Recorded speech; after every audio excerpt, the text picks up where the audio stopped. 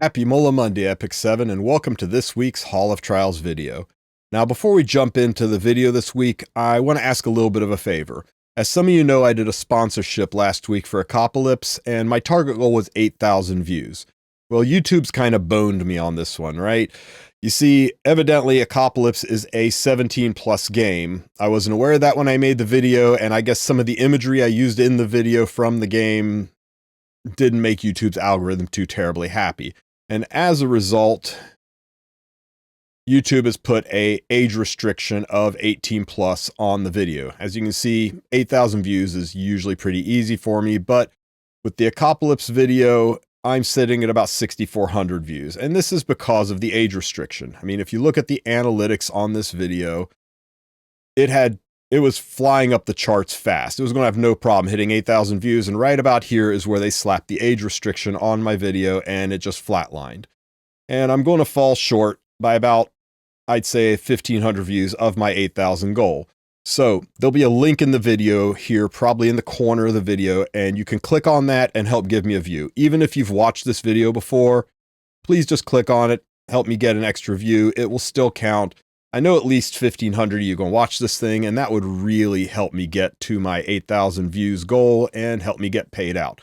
Consider it a personal favor. Heck, consider it an early birthday present. My birthday is this Saturday after all, and this would be a great way to show me your appreciation. But enough on that. Let's get back to this week's Hall of Trials video. For those of you really needing your Dagger Sicar, I got some bad news for you. I'm not sure it can be done.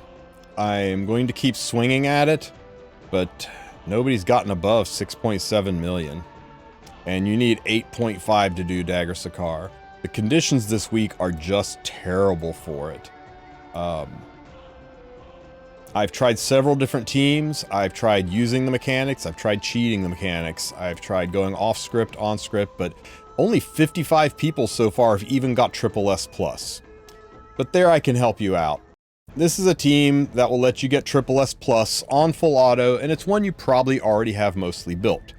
Now, if you want to maximize the potential of this team and get a really good, easy SSS+, I'll remind you that this weekend is another free on equip event.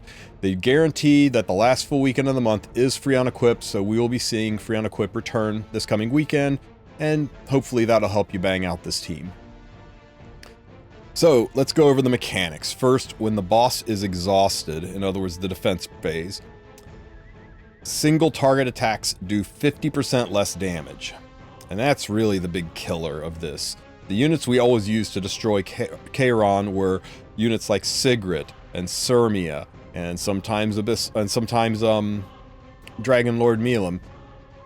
These units all do single target, and the damage being cut in half is brutal. Also, passive skills are banned.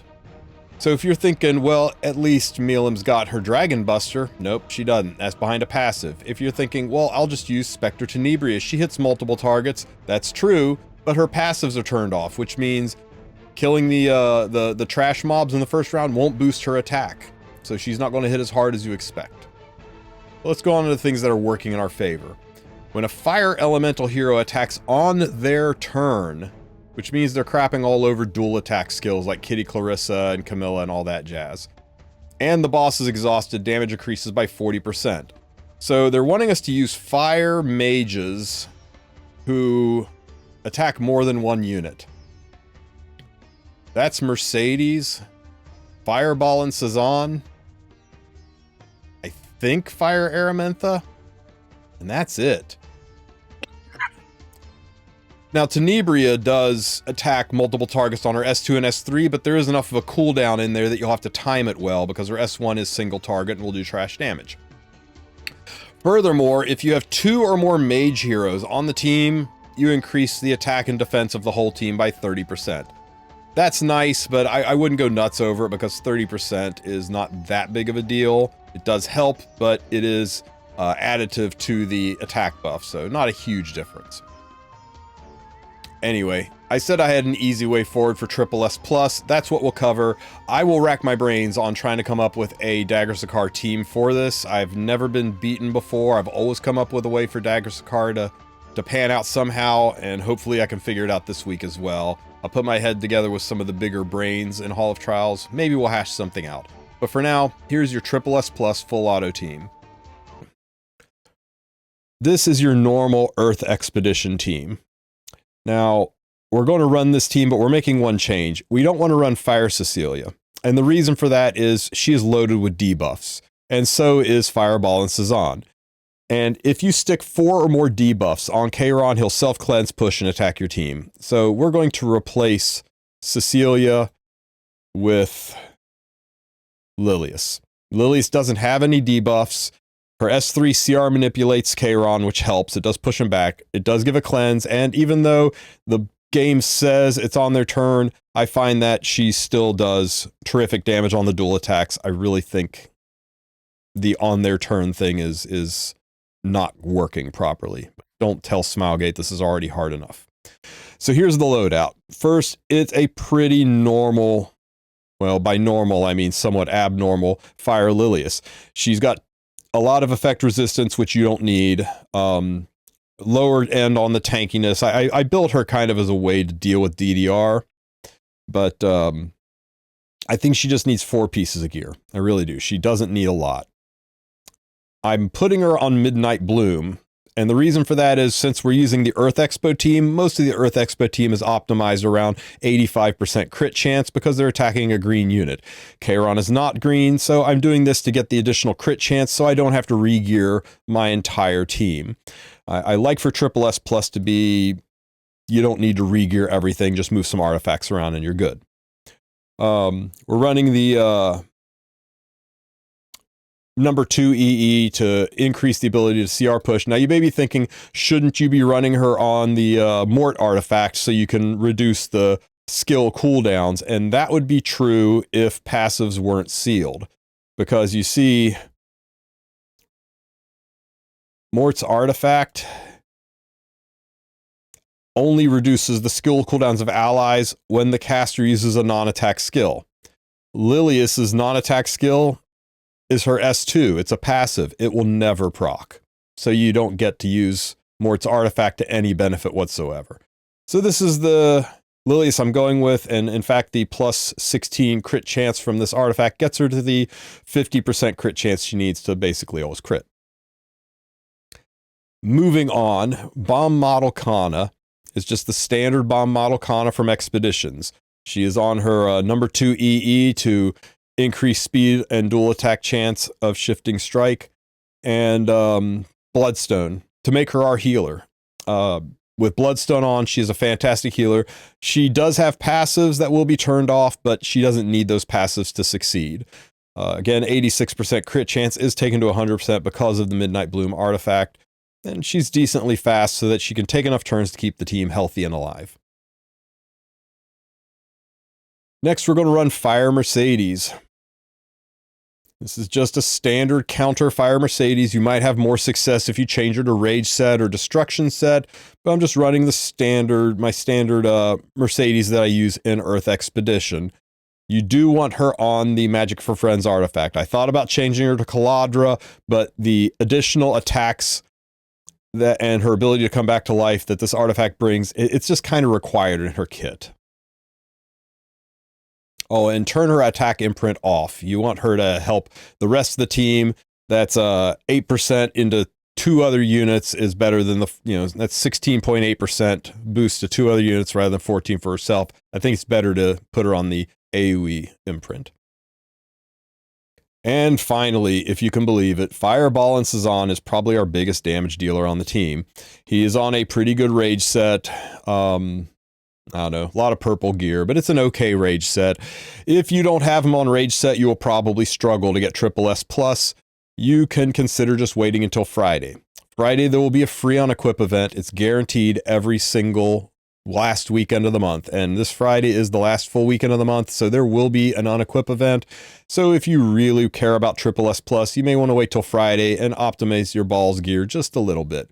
I have Ball on the number 3 EE to add 5% chance to his S3 debuffs, and I put him on Cruel Mischief. If your Cruel Mischief is not maxed, you can run him on Caladra. Caladra is the exact same damage boost, level per level, but Cruel Mischief is unconditional, whereas Caladra is conditional on a debuff being present. There will usually be a debuff present, but why not use the unconditional one if you have it? So this is the team. Let's press go and cross our fingers. At the start of the fight, KAYRON will use his AoE attack and summon 3 mobs. This attack has an ignore ER strip on it. Nice, we got a counter off of Mercedes. If you watch Lilius's S3, will CR manipulate the mobs. Watch it push them back. There we go. Hopefully, Ball sticks a defense break here. It would make this a lot easier. Nice, we got all 3 debuffs. That's why you don't want to run Lilius, because a 4th debuff and KAYRON will self-cleanse.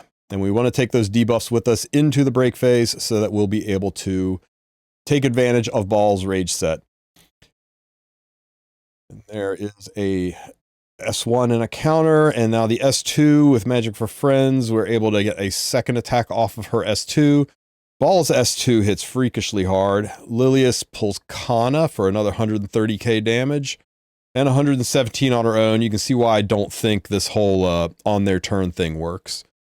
And we exit the break phase with 1.4 million. A little low, but we'll take it.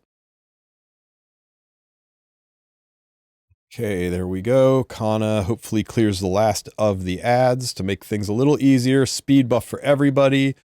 Sage Ball hopefully applying the defense break with his S3.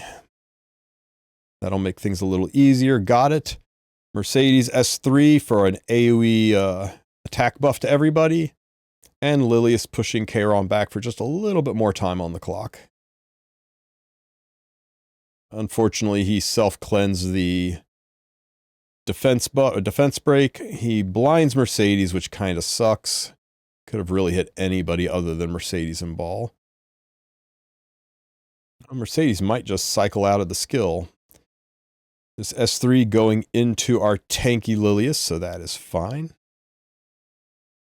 Here we go.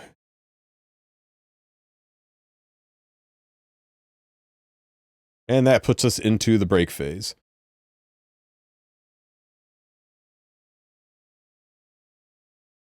Hopefully Ball sticks some defense breaks here so that, or defense breaks, some debuffs here so that we'll be able to get maximum advantage out of his rage set. No one else really needs any debuffs. So let's see, what do we get? We just need at least one of these 3 to stick. Hey, we got one. Excellent. So now Ball is doing maximum damage off of his rage set. Lilius S3s, which, you know, is a chunk of damage at least. S1 might have been better. If you want to optimize this, you could turn off Lilius's skills inside the break phase. S2 hits pretty hard. We're at 2.9, 3.0. Give me a good hit here, 3.2. So 3.235. I think that's enough. I'm pretty sure that's enough as long as we clear.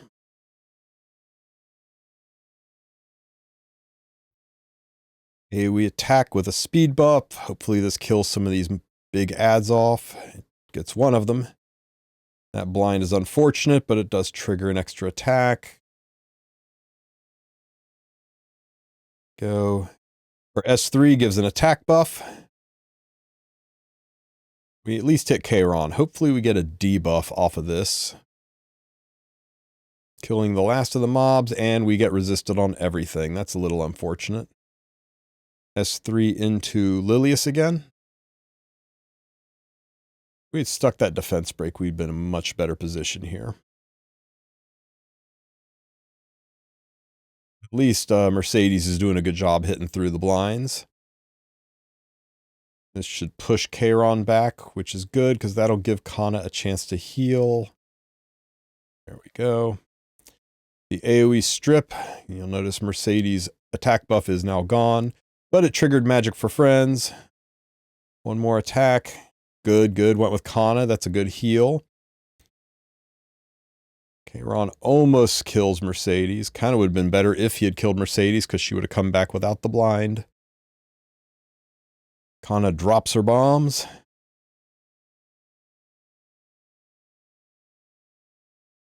Can you hit through blind, Mercedes?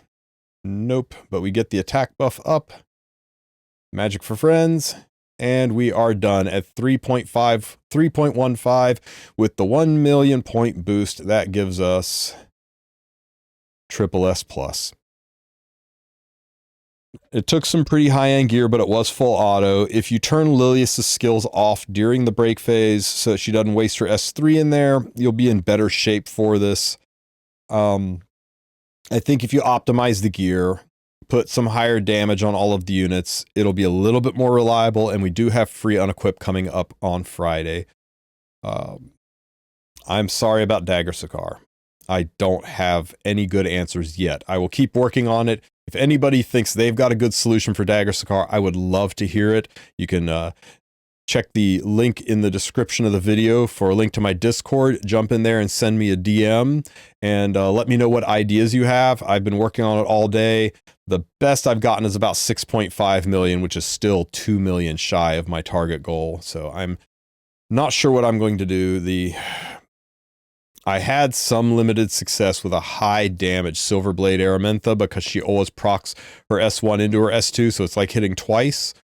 But she stacks so many burns that KAYRON was constantly self-cleansing and attacking back, and I struggled a lot with the blinds. It felt very RNG.